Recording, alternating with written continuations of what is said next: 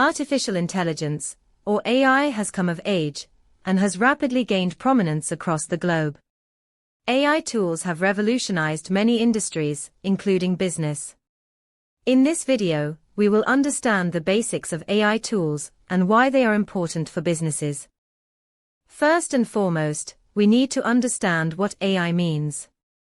AI refers to the simulation of human intelligence in machines that are programmed to think like humans and mimic their actions.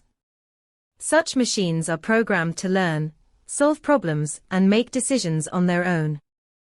There are different types of AI tools, including machine learning, natural language processing, robotics, and deep learning. Machine learning helps machines make accurate predictions based on data, while natural language processing enables machines to understand and interpret natural human language.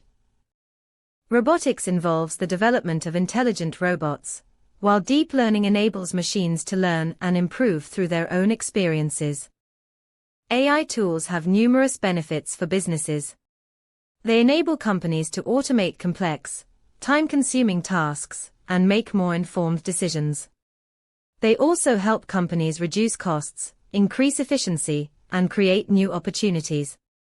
As we have seen, AI tools are important for businesses as they help in improving efficiency, reducing costs, and making more informed decisions.